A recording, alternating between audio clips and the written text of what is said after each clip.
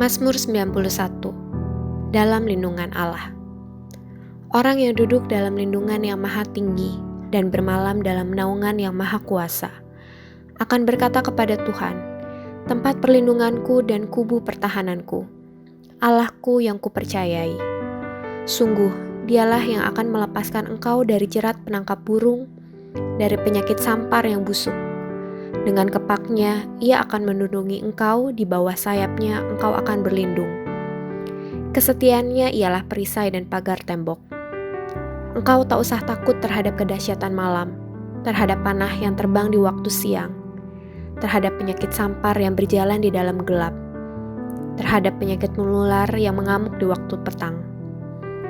Walau 1.000 orang rebah di sisimu dan 10.000 di sebelah kananmu, tetapi itu tidak akan menimpamu.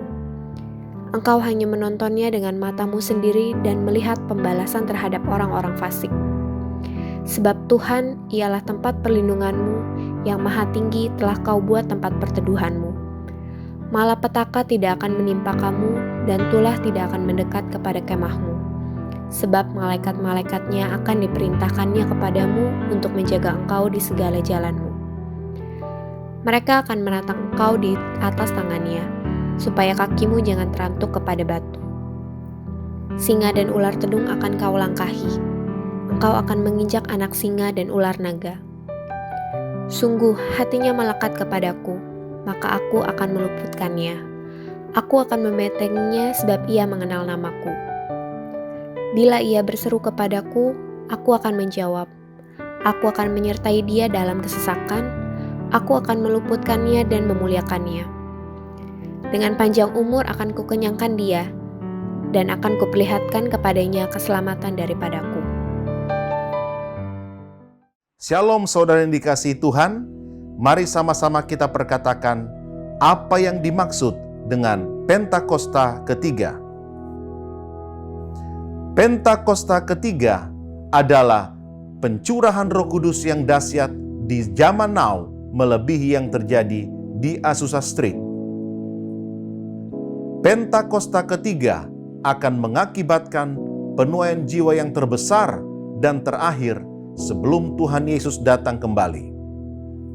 Pentakosta ketiga akan membangkitkan generasi Yeremia, yaitu anak-anak muda yang dipenuhi Roh Kudus, cinta mati-matian kepada Tuhan Yesus, tidak kompromi terhadap dosa, dan akan bergerak untuk memenangkan jiwa.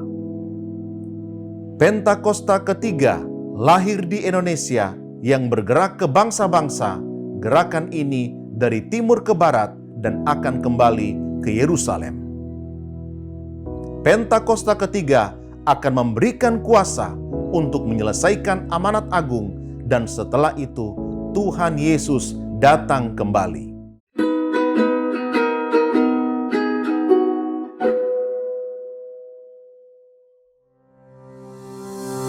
Hello Church!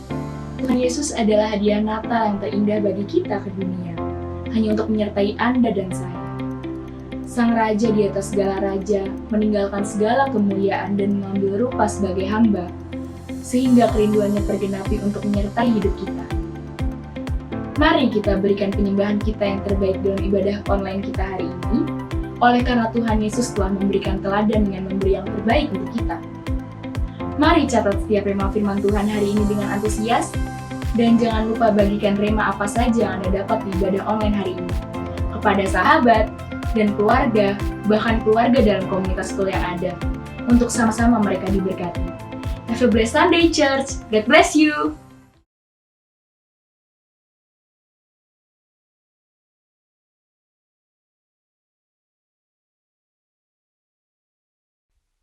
Shalom GBI Kebon Siri, yang bersuka cita boleh lambaikan tangan, katakan wuh. Yes, karena saya percaya kita sudah memasuki bulan Desember dan kita boleh merasakan kasih Tuhan yang luar biasa di dalam hidup kita. Sebelum kita mulai, mari kita satukan hati kita. Terima kasih Tuhan untuk kasih-Mu ya Bapak yang boleh kami rasakan di dalam hidup kami, yang boleh berlimpah Tuhan di dalam hidup kami. Sungguh kami mengucap syukur Tuhan, dan hari ini ya Bapak kami mau datang ya Tuhan dengan penuh pujian, dengan penuh sukacita Tuhan. Dan kami mau menaikkan puji-pujian bagi nama-Mu. Persiapkan kami ya Bapa, sehingga apa yang kami bawa ini Tuhan boleh berkenan di hadapan-Mu dan Engkau boleh disenangkan. Terima kasih Tuhan, terima kasih Roh Kudus, Kau yang hadir Tuhan, dimanapun kami berada, Engkau hadir dan kami boleh merasakan hadirat-Mu nyata di tempat kami. Terima kasih Tuhan, terima kasih Roh Kudus, Kau yang pimpin Tuhan ibadah kami dari awal hingga akhir. Di dalam nama Tuhan Yesus, haleluya, amin. Beri kemuliaan bagi Allah kita, haleluya. Kita mau datang ke Tuhan dengan penuh pujian, haleluya.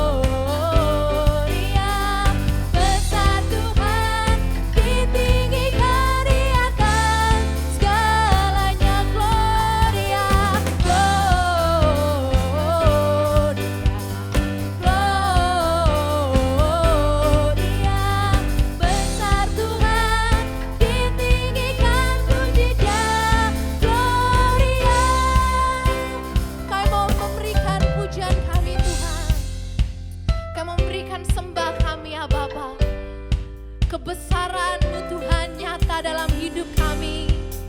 Terima kasih Tuhan. Sama-sama kita katakan, we give you glory Lord.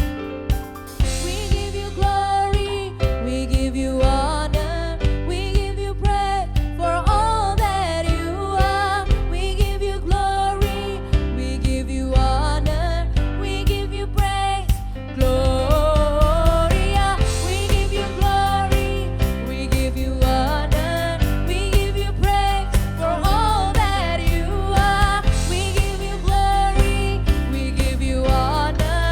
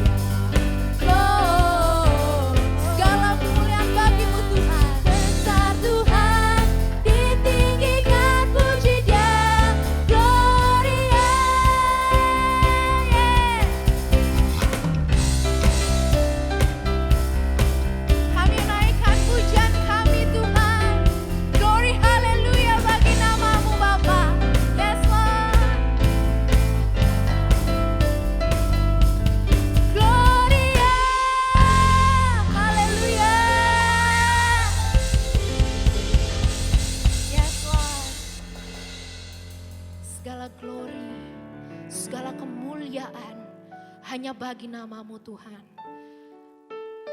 Karena Engkau Raja di atas segala raja. Kau yang bertahta Tuhan. Dan Kau yang berdaulat di dalam hidup kami Tuhan.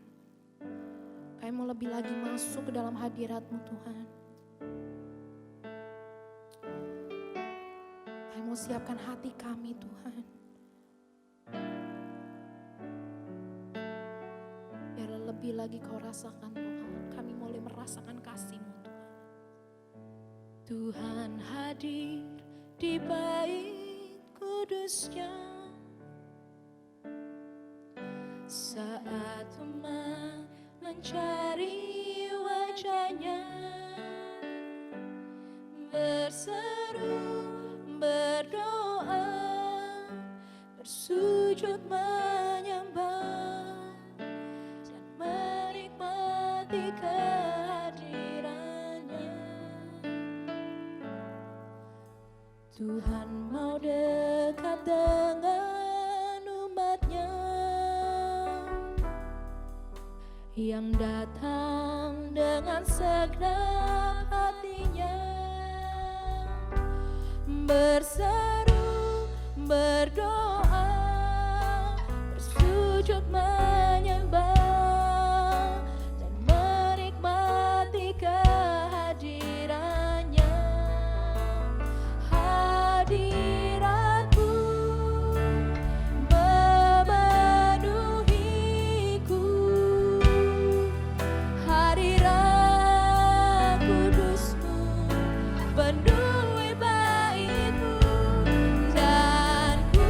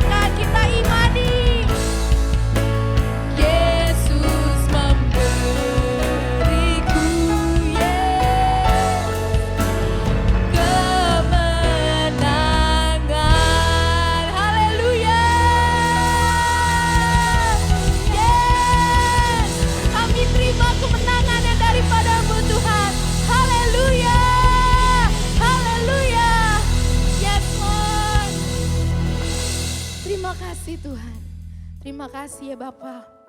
Sungguh Tuhan, kami bangga kami punya Allah seperti Engkau. Yang terus Tuhan ada bersama kami, membela kami ya Tuhan, dan memberikan kami kemenangan. Biarlah seluruh hidup kami Tuhan, kami boleh menyatakan kemuliaan-Mu, dan kami boleh melihat Tuhan, mujizat-Mu nyata di dalam hidup kami. Terus Tuhan, pegang hidup kami ya Bapa. Karena kami gak bisa apa-apa tanpa Engkau. Pegang hidup kami Tuhan. Yes Lord. Biarlah hari ini Tuhan, kami mau duduk diam ya Bapa, mendengarkan apa yang menjadi isi hati-Mu Tuhan. Berkati setiap dari kami ya Bapa. Persiapkan kami, biarlah kami memiliki hati yang siap Tuhan untuk ditabur benih firman-Mu ya Bapa. Sehingga hati kami boleh menerima setiap benih yang Kau sampaikan. Boleh bertumbuh dan berbuah di hidup kami. Terima kasih Tuhan. Kami minta urapan Roh Kudus-Mu Tuhan mengalir di hidup kami. Di dalam nama Tuhan Yesus Kristus. Haleluya. Amin.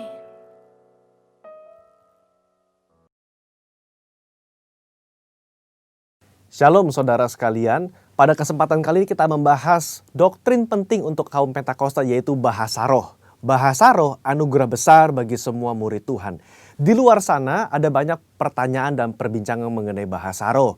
Dan pada kesempatan kali ini kita membahas 3 pertanyaan yang sering ditanyakan oleh jemaat. Yang pertama, apakah bahasa roh bisa dipelajari? Nah saudara, jawabannya adalah tidak. Bahasa roh tidak bisa dipelajari. Secara konsisten dalam Alkitab kita melihat orang itu harus dipenuhi oleh karunia Roh Kudus. Lalu secara otomatis mereka akan berkata-kata dalam bahasa roh. Dalam Kisah Rasul pasal 2 ayat yang keempat, maka penuhlah mereka dengan Roh Kudus. Lalu mereka mulai berkata-kata seperti yang diberikan oleh roh itu kepada mereka. Nah saudara lihat, mereka harus dipenuhi oleh karunia Roh Kudus baru mereka berkata-kata dalam bahasa roh. Contoh kedua, dalam Kisah Rasul 10 ayat 44-46. Ketika Petrus berkhotbah di keluarga Kornelius, maka turunlah Roh Kudus dari atas lalu memenuhi keluarga Kornelius. Dan mereka berkata-kata dalam bahasa roh. Jadi saudara, kita jelas bahwa bahasa roh itu secara otomatis diberikan langsung oleh Roh Kudus, bukan oleh manusia.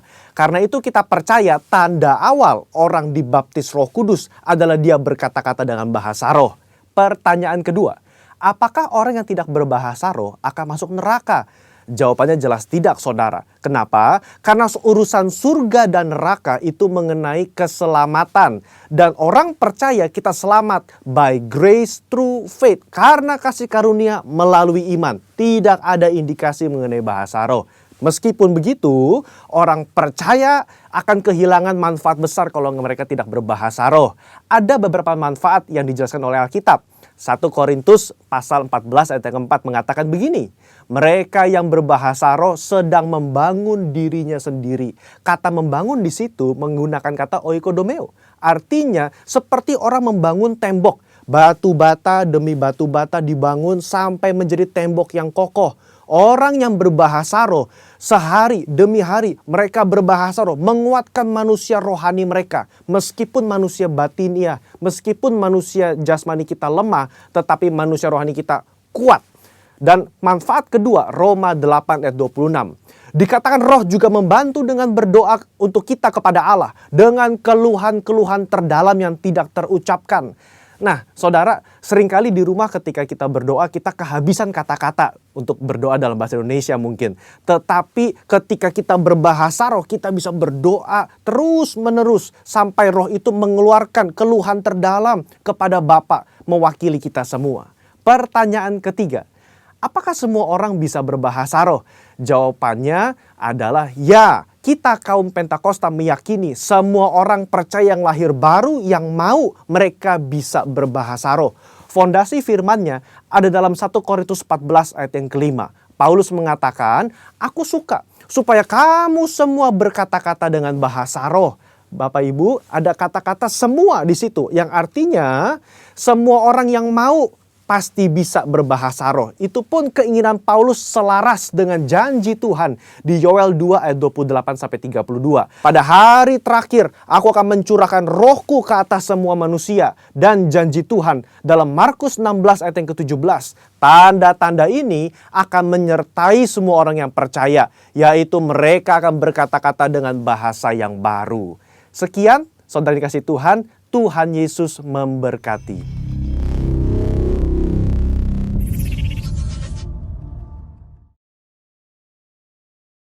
Shalom, warga kerajaan. Ada satu lagu yang saya ingat. Refrennya berkata begini. Tenanglah jiwaku dalam naungan sayapmu. Dan nyanyian ini menjadi tema kita, yaitu tenanglah jiwaku. Sebelum memulai kita akan berdoa supaya Roh Kudus memimpin menolong kita. Dan kita diberi kemampuan untuk melakukan firman Tuhan. Bapa Sorgawi, nyatakan dirimu lewat firman-Mu karena firman-Mu ya dan amin. Firman-Mu pelita bagi kaki kami, terang bagi jalan kami. Firman-Mu yang bila kami renungkan akan membuat kami bertindak hati-hati sesuai dengan segala yang tertulis di dalamnya. Sehingga dengan demikian perjalanan kami akan dibuat Tuhan menjadi berhasil. Dalam nama Yesus. Amin. Warga kerajaan yang dikasihi Tuhan, saya bacakan firman Tuhan dalam Matius pasal yang ke-11 ayat 28 sampai yang ke-30. Di sana dikatakan demikian. Marilah kepadaku semua yang letih, lesu dan berbeban berat. Aku akan memberi kelegaan kepadamu. Pikulah kuk yang kupasang dan belajarlah padaku.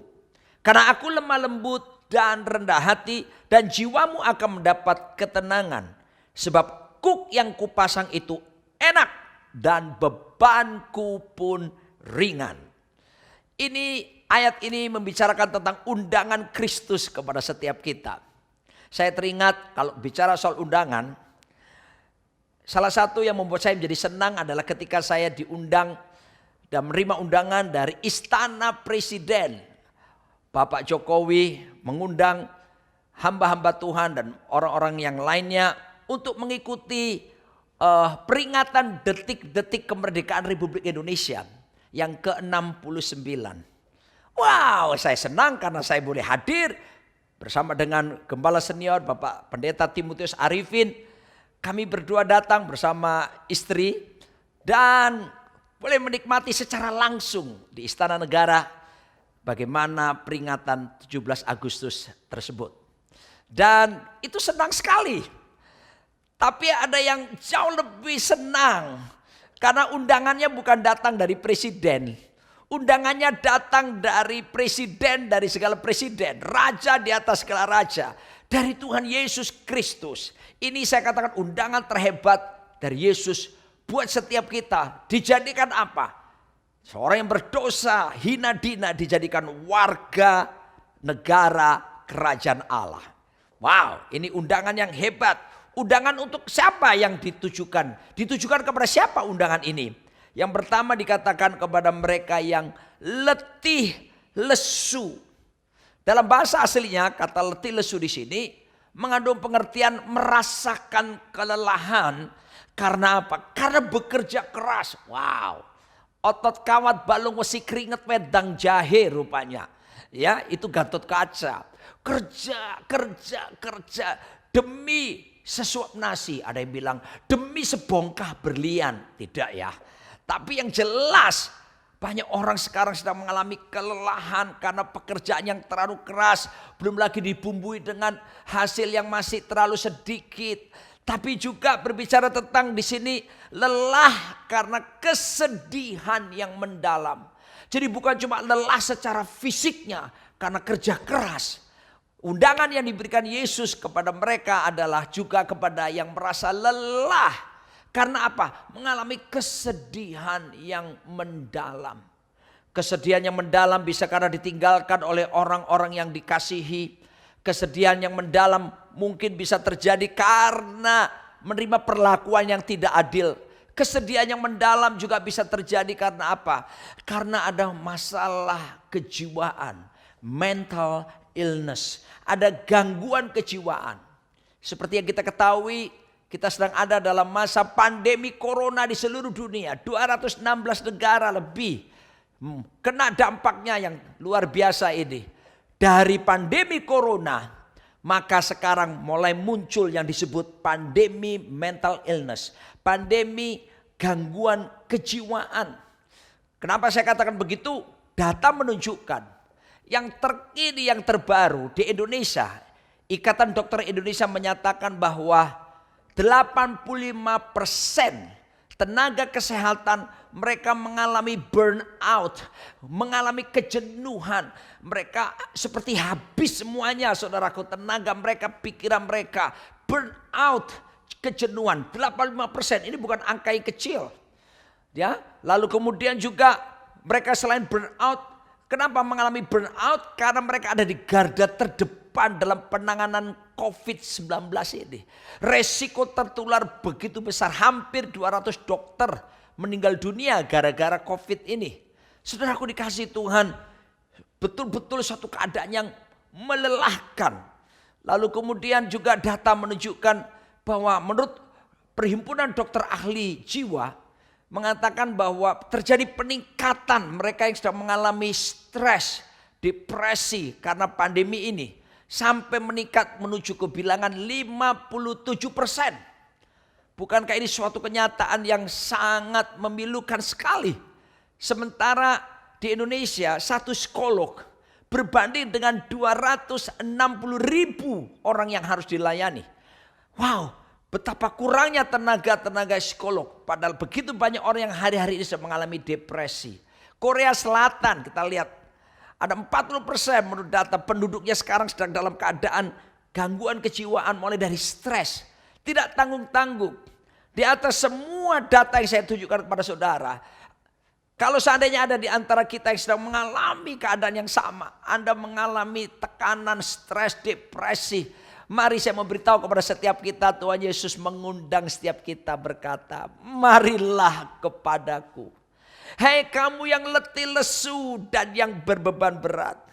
Aku memberi kelegaan kepadamu. Wow, yang dikasih Tuhan. Tuhan menginginkan semua gangguan mental illness itu sembuh. Tuhan ingin jiwamu bisa istirahat. Sebab di dalam jiwa kita ada pikiran, ada perasaan, ada kehendak atau kemauan.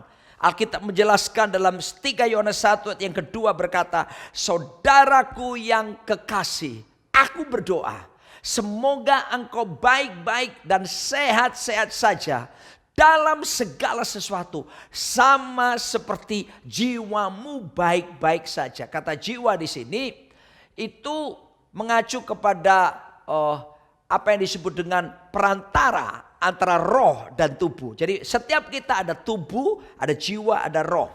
Ya, dan jiwa di sini itu adalah pikiran, perasaan, kemauan. Dan di sini sebetulnya dalam 3 Yohanes 1 ayat 2 ini bukan kata semoga yang tepat. Ya, sebab di dalam Kristus Tuhan semuanya Anda bisa mendapatkan kepastian. Dan Tuhan menginginkan di sini kata baik-baik itu dalam bahasa Yunani pakai kata yang berarti makmur, ya, prosper. Tuhan menginginkan jiwa kita itu makmur, sehat. Ya, kalau dalam dunia kesehatan dikatakan mens sana in corpore sano. Dalam badan yang sehat terdapat jiwa yang sehat. Tetapi sekarang banyak orang mengakui, bahkan sudah dibuktikan secara ilmiah, dunia kedokteran pun mengakui bahwa justru dari dalam yang sehat, dari jiwa yang sehat akan menghasilkan dan mengalirkan tubuh menjadi sehat. Jadi kesehatan fisik kita, tubuh kita sangat ditentukan dengan kesehatan jiwa kita. Kesehatan pikiran, perasaan maupun kemauan kita. Oleh sebab itu Alkitab menjamin, Alkitab menginginkan bahwasanya Anda dan saya mengalami kesehatan, kemakmuran dimulai dari jiwa. Sehingga akhirnya tubuh kita menjadi sehat, penuh sukacita. Ya. Dan saudaraku dikasih Tuhan, ini penting sekali sebab Tuhan sedang mengundang kita di tengah keadaan yang sulit seperti ini. Mari buka hati. Undangan berlaku bagi setiap kita yang sedang dalam keadaan letih lesu. Dan yang kedua, undangan ini berbicara kepada siapa? Kepada mereka yang berkata berbeban berat. Wow. Dalam kata aslinya, kata berbeban berat ini mengandung pengertian terbebani sehingga timbul kecemasan rohani. Kalau yang tadi bicara fisik dan jiwa, letih lesu. Yang ini beban berat ini berbicara kepada rohani. The real us is our spirit, not our body. Keadaan kita yang sesungguhnya adalah roh kita, bukan tubuh kita.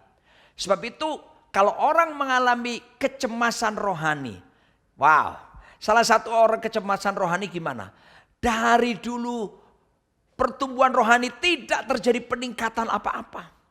Stagnan. Saya harus beritahu di dalam pergerakan Roh Kudus. Saya harus katakan kepada setiap kita bahwa orang berhenti saja itu sudah dikategorikan mundur. Apalagi mundur sungguhan. Sebab itu Tuhan menginginkan Anda bergerak dalam pergerakannya. Holy Spirit is a working spirit. Roh Kudus itu roh yang bergerak, yang bekerja. He is never stagnant. Dia nggak ingin saudaraku kita itu ajak stagnan, nggak melakukan apa-apa. Dia ingin kita bertumbuh, bahkan berbuah dan menghasilkan banyak buah, tinggal tetap. Sehingga kita bisa menjadi berkat bagi banyak orang. Nah, perhatikan baik-baik kecemasan rohani. Ini banyak terjadi. Ya, banyak orang jadi bayi-bayi rohani. Umur boleh lebih bertambah dari tiap tahun, tapi secara kerohaniannya berhenti tidak bertumbuh. Menjadi bayi itu menyenangkan, itu memang lucu, tapi tinggal tetap sebagai bayi. Wow, itu kecacatan. Sebab itu mari, di antara kita mungkin ada yang, saya kok gak bertumbuh-tumbuh ya. Saya kok dalam keadaan seperti ini. Anda mengalami kecemasan rohani. Anda merindukan mengalami pertumbuhan ke arah Kristus. Sebab tujuan hidup kita ada serupa seperti Kristus. Ditinjau dari segi waktu, seharusnya kita sudah mengajar sekarang. Seharusnya kita sudah bergerak menyatakan kuasa Tuhan. Tapi kita masih seperti bayi rohani. Beberapa orang mengalami kecemasan itu. Dan Tuhan mengundang, mari kepadaku. Sebab di dalam Tuhan ada jawaban, ada penyelesaian. Saya teringat ada seorang ahli ya di bidang psikologi dan juga teologi, namanya James W. Fowler. Dia profesor teologi dan psikolog dari Emory University di Amerika Serikat. Dia menulis buku bagus sekali namanya Stages of Faith. Dan dikatakan ada 7 macam iman orang percaya. Ya, mari kita lihat kita ada di tingkatan yang mana. Yang pertama disebut pre-stage, yaitu infancy and undifferentiated faith. Apa itu? Tipe orang-orang yang rajin ke gereja. Wow, ya. Wow, tetapi dia nggak ngerti apa-apa. Dia cuma ya dengar khotbah, akhirnya tidur. Kalau ada warta gereja nggak dibaca, cuma diliatin. Dibuat apa? Kipas-kipas. Nah, itu orang yang pertama, tipe seperti ini. Ya, begitu ibadah tapi nggak ngerti apa-apa, nggak ngerti esensi orang mencari Tuhan. Yang kedua, intuitive projective faith. Apa itu? Orang-orang yang ke gereja karena apa alasannya? Suasananya menyenangkan ketimbang tinggal di rumah. Apalagi kalau gereja itu wow, AC-nya bagus, gedungnya bagus, sound systemnya keren, musiknya wow, LED-nya wow, kelas 1. Nah, orang-orang itu suka ya. Tipe orang-orang yang suka tentang fasilitas itu tipe yang ini dia. Ya, lalu juga apalagi kalau selesai kebaktian dikasih makan. Wah, ya, dan tentunya perasaannya sekarang mulai bekerja. Ya, tapi tipe yang ketiga disebut mythic literal. Apa itu? Orang yang beralasan mencari Tuhan supaya menjawab kebutuhan-kebutuhan hidupnya. Jadi cari Tuhan, butuh Tuhan supaya menyembuhkan sakitnya. Saya mau cari Tuhan supaya saya bisa dapatkan jodoh saya. Itu tipe orang-orang seperti ini. Yang berikutnya yang keempat adalah synthetic conventional faith. Orang-orang yang suka mengcopy khotbah pendetanya, ya, pendeta khotbah tentang iman gitu ya, dia bisa pulang, dia bisa ngomong sama orang lain, iman tuh begini-begini. Tetapi dia sendiri tidak memahami, dia cuma bisa copy. Bahkan dia bisa mengcopy, memperkatakan lebih menarik daripada pendetanya sendiri. Ya, saudaraku, tapi dia belum sampai kepada understanding, pengertian yang mendalam. Lalu kemudian ini tadi itu orang yang suka meniru. Biasanya ada ungkapan berkata begini, lahir kita asli, tapi banyak orang mati dalam keadaan jadi fotokopi. Ya, karena meniru-meniru saja tanpa dasar pengertian. Yang kelima, individuative reflective faith. Mulai sekarang orang ini belajar firman. Wow, ini luar biasa sekali ya. Kenapa dia mulai belajar firman? Karena dia nggak mau dibodohin sama pembicara atau pendetanya. Ya, dia kepingin mendalami firman. Sehingga kalau ada hamba Tuhan bisa salah menggunakan ayat, dia bisa mengerti dan berkata, wah ini kurang tepat. Seperti itu. Jadi bagus ya, mulai bertumbuh. Lalu kemudian ada yang keenam, conjunctive faith. Ini mulai dewasa dalam iman. Wah, dia selain dia sudah belajar firman, dia menerima perbedaan kalau terjadi. Bahkan hal-hal yang sifatnya berlawanan, paradoks. Dia bisa mengerti. Dan karena dia mulai menerima hikmat yang datang karena kebenaran firman bekerja dalam hidupnya. Dan yang luar biasa, orang-orang seperti ini hidupnya mulai berdampak dan mulai jadi berkat bagi orang lain. Tapi jangan berhenti di situ. Yang ketujuh disebut universalizing faith. Yaitu orang-orang yang menerapkan imannya dengan kasih tanpa syarat. Wow, kita lihat seperti Mother Teresa, ya, orang-orang hebat, Martin Luther, tokoh-tokoh besar, ya, mereka berdampak besar, ya, dampaknya luas sekali. Nah, orang-orang seperti ini dan James Fowler membagikan seperti ini. Nah, Anda ada di mana? Kalau Anda masih tetap merasa aku nggak ngerti apa-apa, Anda datang memperlakukan Tuhan tuh seperti Aladin yang tinggal digosok, biang, lalu saya minta ini. Dan Anda mulai merasa cemas, aku kok cuma begini-begini saja. Saya mau beritahu kepada saudara, Anda harus bertumbuh semakin menyerupai Tuhan Yesus Kristus. Dan itu bisa terjadi kalau kita mau menanggapi undangannya. Dan dia berkata, marilah kepadaku. Hai kamu yang letih lesu dan yang berbeban berat. Dan dia berkata yang luar biasa begini, aku memberi kamu kelegaan. Wow, ya, kata kelegaan di sini mengandung pengertian yang dikasih Tuhan beristirahat, ya, rest, dikasih istirahat. Siapapun kita dalam tekanan apapun, tekanan fisik, kelelahan jiwa kita, pikiran, perasaan, kemauan, ataupun mengalami kecemasan sampai dimensi kerohanian kita karena kita nggak bertumbuh-tumbuh dan kita menjadi bayi rohani. Tuhan berkata, datang kepadanya.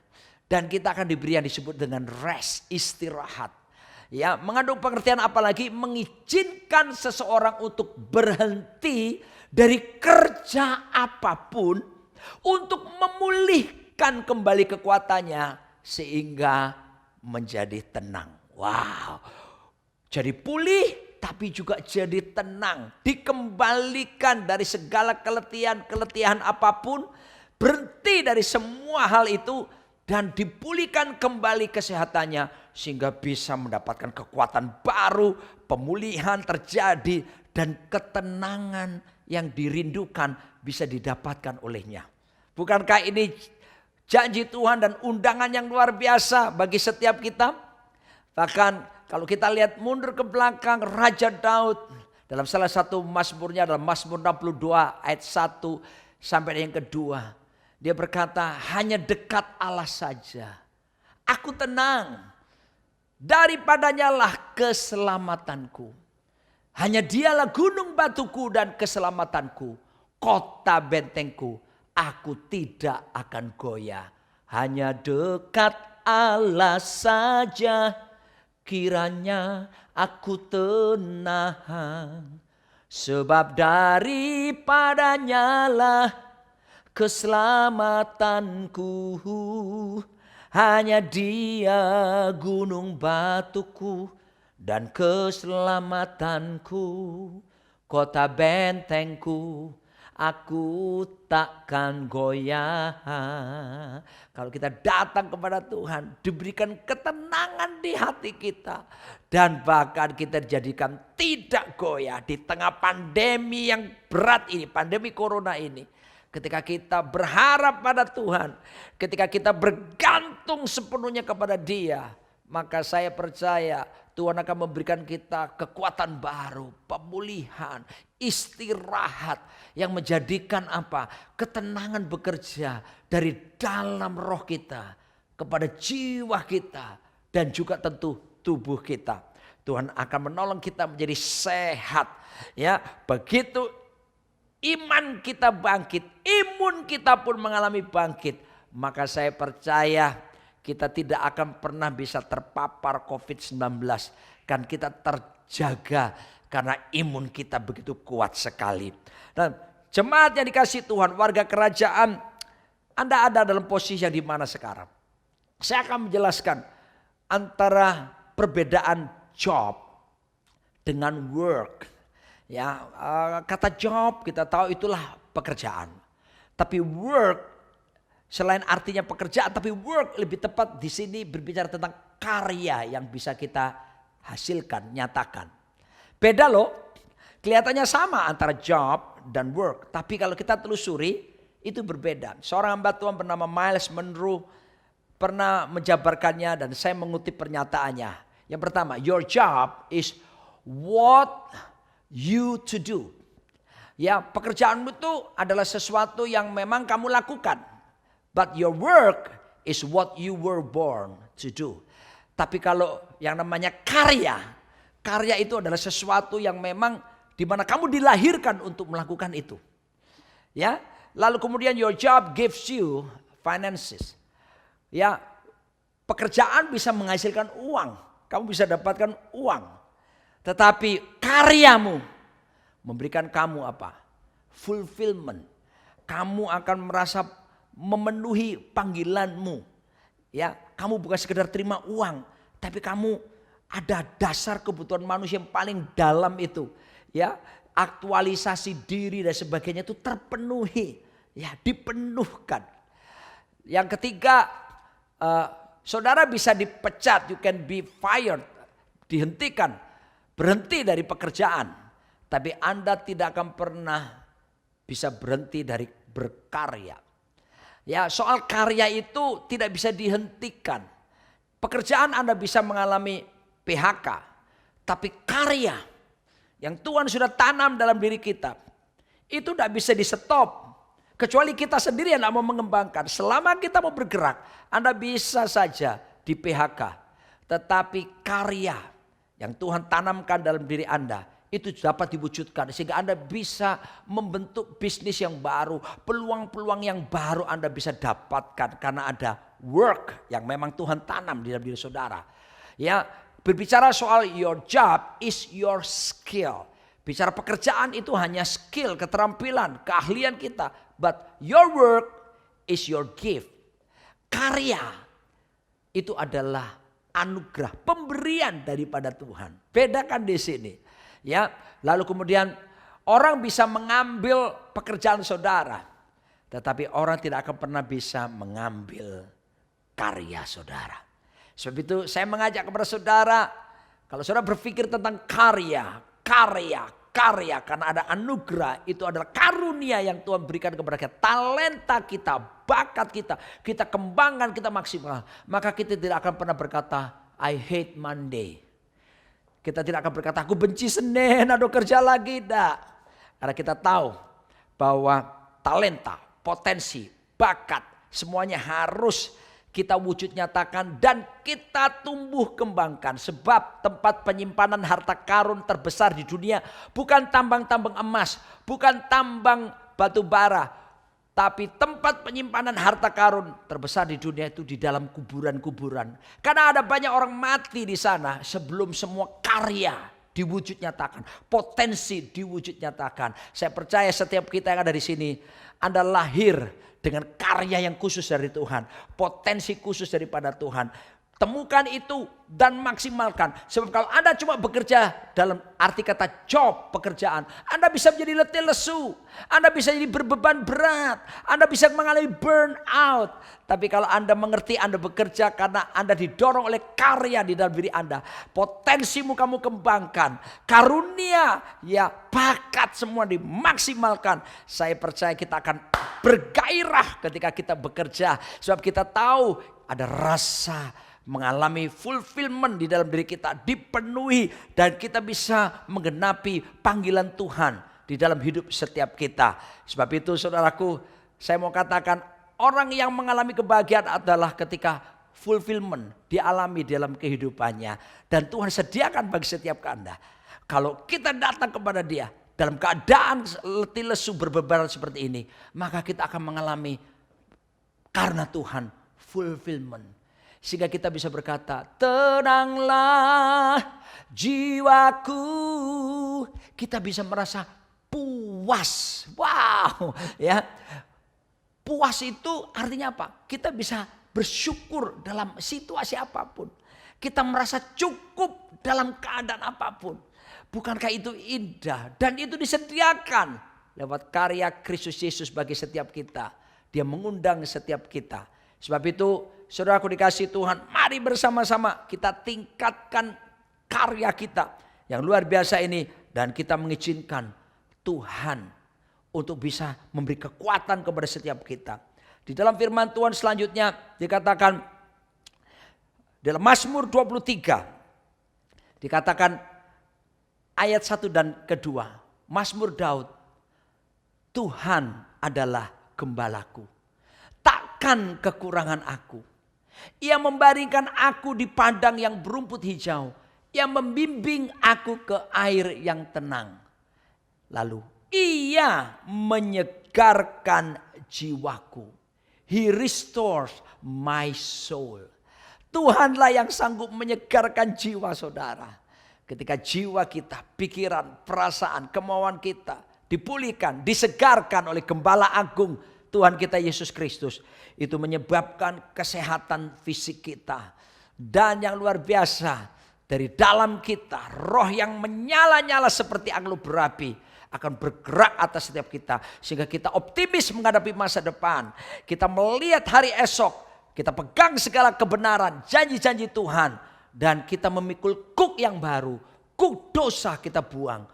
Kuk daripada kuasa kegelapan. Di dalam Yesaya 9 ayat yang keempat berkata, sebab kuk yang menekannya dan gandar yang di atas baunya, serta tongkat si penindas telah kau patahkan seperti pada hari kekalahan Midian. Iblis menaruh beban berat dalam diri saudara. Tetapi Yesus datang untuk mematahkan setiap kuk dan belenggu yang ditaruh iblis. Dan digantikan kuk yang baru. Ya, seperti 2 ekor kerbau yang dipasangkan kuk di atas bahu mereka. Harus ada yang senior dan junior. Kita semua junior. Lalu kemudian dipasangkan dengan senior berjalan untuk bisa menarik sesuatu. Membajak sesuatu. Dan ini berarti apa? Kuk yang Tuhan pasangkan membawa kita berjalan terus beriring dengan firman Tuhan. Beriringan sama dengan kehendak Tuhan. Jaminannya adalah kita akan mendapatkan ketenangan. Kita akan mendapatkan rasa cukup, fulfillment, bahagia. Bahkan lebih daripada itu, kita berjalan sampai pada tujuan, yaitu apa? Keserupaan dengan Tuhan Yesus Kristus. Mari kita menanggapi undangan ini. Ada harapan di dalam Tuhan. Ada kekuatan. Jangan tinggal di dalam keadaan saudara yang meletihkan pada hari-hari ini. Sambut undangan Yesus.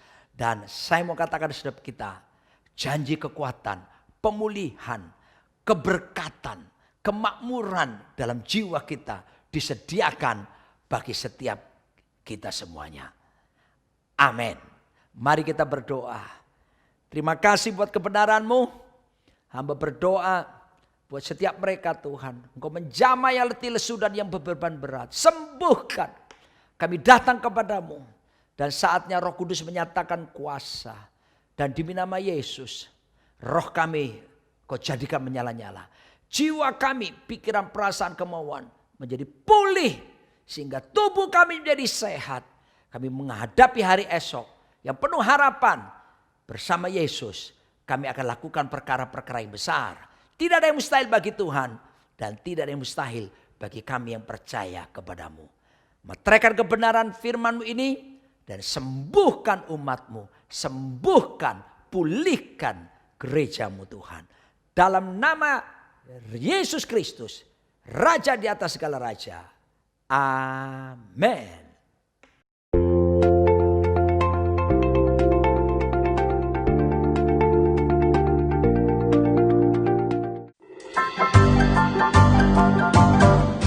Terima kasih Anda telah mengikuti ibadah online pada hari ini.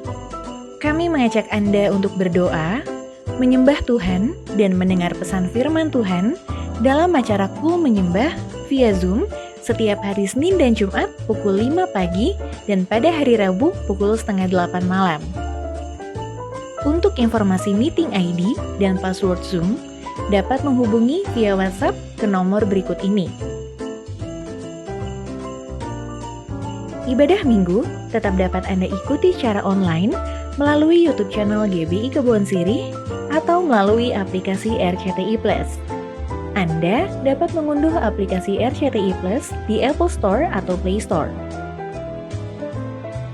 Untuk ibadah online minggu depan, pada hari Minggu, tanggal 20 Desember 2020, ibadah akan dimulai pukul 6 pagi. Pesan firman Tuhan akan disampaikan oleh Evangelis Debbie Basir. Ibadah dapat dilihat setiap saat setelah waktu penayangan. Kami mengajak Anda untuk kembali mengikuti GBI Kebon Sirih Wednesday Bible Wisdom dengan tema Jangan Mengasihi Dunia. Dunia ini sedang senyap dengan segala keinginannya, seri kedua. Pada hari Rabu, tanggal 16 Desember 2020 pukul 6 pagi. Bersama Pastor Aruna Wiryolukito. Acara ini dapat dilihat setiap saat setelah waktu penayangan. Ibadah Natal 25 Desember 2020, pesan firman Tuhan akan disampaikan oleh Gembala Sidang Pendeta Dr. Insinyur Niko Nyoto Raharjo. Ibadah dimulai pukul 8 pagi, ibadah disertai dengan perjamuan kudus. Ibadah dapat dilihat secara online melalui YouTube channel GBI Kebon Sirih atau melalui aplikasi RCTI Plus. Ibadah dapat dilihat setiap saat setelah waktu penayangan. Ibadah online GBI Kebon Sirih tanggal 27 Desember 2020, Special Performance Christmas Celebration dimulai pukul 6 pagi dan dapat dilihat secara online melalui YouTube channel GBI Kebon Sirih atau melalui aplikasi RCTI Plus. Pesan firman Tuhan akan disampaikan oleh Gembala Cabang PDM Herman Bunjamin. Ibadah dapat dilihat setiap saat setelah waktu penayangan. Doa puasa bersama pada tanggal 7 sampai dengan 27 Desember 2020 selama 21 hari. Dengan tujuan berdoa untuk 1. Keamanan NKRI, damailah Indonesiaku. 2. Penyelesaian pandemi COVID-19. 3. Ancaman resesi ekonomi global. 4. Pencurahan Roh Kudus secara besar-besaran dan menyeluruh di era Pentakosta ketiga. 5. Penyelesaian amanat agung Tuhan Yesus. 6. Pilkada serentak tanggal 9 Desember 2020. Doa puasa ini wajib untuk pelayan jemaat dan aktivis serta dihimbau untuk jemaat. Jenis puasa ditentukan oleh masing-masing pribadi. Kini Anda dapat memberi persembahan umum, syukur, dan perpuluhan melalui QR Code. Bagi jemaat yang rindu memberi persembahan, dapat menggunakan dompet digital sebagai berikut. Buka aplikasi e-payment yang akan digunakan. Scan QR Code yang tertera di layar.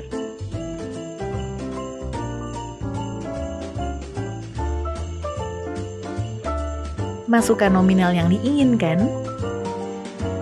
Klik OK atau lanjutkan atau confirm dan lakukan konfirmasi pembayaran. Selamat, Anda telah berhasil melakukan proses transfer via QR Code. Persembahan melalui QR Code tidak dipungut biaya apapun. Persembahan umum, perpuluhan, diakonia, dan bantuan COVID-19 dapat Anda transfer ke nomor rekening berikut ini.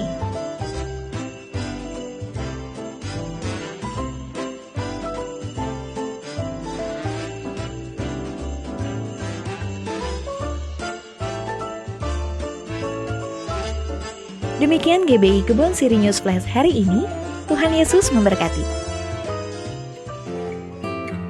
Hari Jumat Tuhan kita bersatu di dalam doa. Bapa, kami mengucap syukur buat anugerah-Mu, buat penyertaan Tuhan atas hidup kami selama seminggu ini ya Tuhan.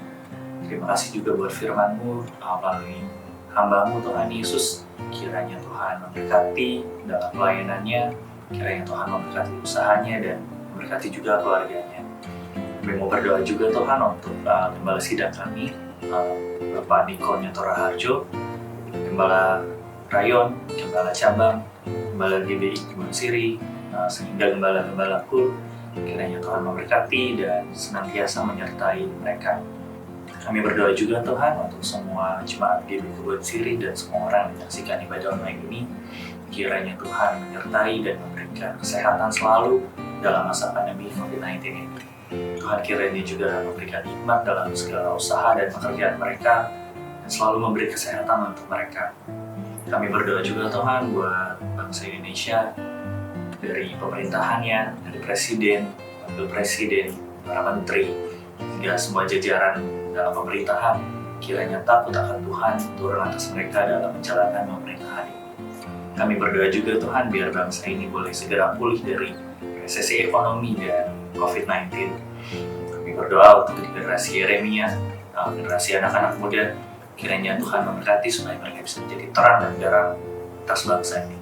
Bapa, sebelum kami pulang, kami rindu menerima berkat memenuhi hamba-Mu. Mari siapkan hati kita dan angkat kedua tangan kita di hadapan Tuhan. Jemaat yang sangat dikasihi Tuhan, terimalah berkat yang berlimpah-limpah dari Allah Bapa yang Maha Kuasa, cinta kasih Tuhan kita Yesus Kristus, persekutuan manis dengan Roh Kudus menyertai Anda mulai sekarang dan sampai Tuhan Yesus menjemput kita di awan-awan dan sampai selama-lamanya. Jemaat yang sudah terima berkat Tuhan katakan amin.